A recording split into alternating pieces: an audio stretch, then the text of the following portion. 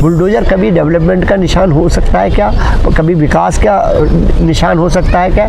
Bulldozer हमेशा विनाश का रास्ता होता है। कभी योगी जी आके बताएंगे क्या? कटेंगे बटेंगे ही करते रह जाएंगे। अरे किसको काटना है, किसको बांटना चाहते हो आप? ये देश समझता है और देश आपको जवाब दे रहा है।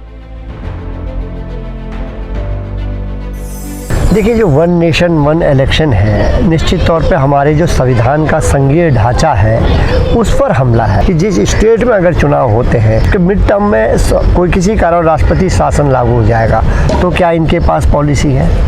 तो ये सरकार ने इसमें कोई होमवर्क नहीं करा है। वन नेशन वन एजुकेशन बात होनी चाहिए, one nation employment to everyone, इसकी बात होनी चाहिए। महंगाई पे बात होनी चाहिए। ये केवल मोदी जी का एक नया जुमला है।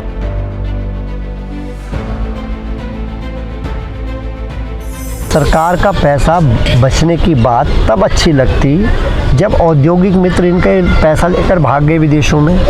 सब ये किसके कार्यकाल में हुआ? आदरणीय मोदी जी के कार्यकाल में हुआ है। और आपको पता ही होगा उसको मोदी जी क्या कहते हैं, अमृतकाल कहते हैं। इस अमृतकाल में ही हुआ है ये पहले तो हुआ नहीं है। कितना हज़ार करोड़ रुपए, बैंकों की स्थिति क्या है, LIC की स्थिति क्या है, पूरे देश से छुपी नहीं है। सरकार की नीति और नीयत दोनों खराब है। उत्तर प्रदेश में 27,000 स्कूल बंद हो गए हैं। इस विषय पे चिंता होनी चाहिए, नहीं होनी चाहिए? आप जो प्राइमरी स्कूल है, विद्यार्थियों को आप बैग आप नहीं दे पा रहे हो, उनका बैग छीनने का काम कर रहे हो और बड़ी बड़ी बातें करोगे, ये कैसे चल पाएगा? केवल जो मुख्य मुद्दे हैं उनसे ध्यान भटकाने के प्रयास करती है भारतीय जनता पार्टी। हमारी जो एकता है, हमारी जो विभिन्नता में एकता है, उसको ये ख़त्म करना चाहते हैं। ये भाई को लड़ाने की इनकी एक पॉलिसी है। गरीब लोगों के घरों को किस प्रकार बुलडोजर की कार्रवाई हो जा रही है। आप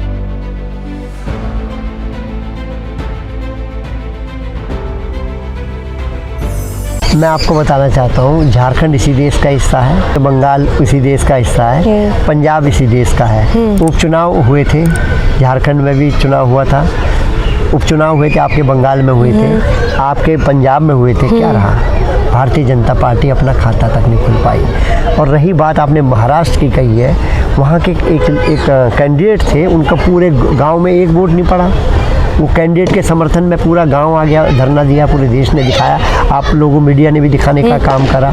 और हमारे नेता माननीय अखिलेश यादव जी ने जो EVM के लिए कहा है, उन्होंने कहा है कि मैं 80 की 80 सीटें जीत जाऊं तो भी मुझे EVM पे विश्वास नहीं है। सबसे पहले माननीय अखिलेश यादव जी ने 18,000 वोटों का हलफनामा देकर चुनाव आयोग को दिया, क्योंकि चुनाव आयोग ने कहा कि आपने कहा कि आपने हमारे वोट कटवा दिए, तो उन्होंने कहा कि आप सबूत दीजिए। हम पहली पार्टी इस देश की हैं जिन्होंने 18,000 वोटों का हलफनामा सरकार को देने का काम करा। की बात को मैं राज्य वाइज बताना चाहूँगा। सबसे पहले शुरुआत करते हैं हरियाणा में। हरियाणा में वहाँ पर कांग्रेस बड़े भाई की भूमिका में थी।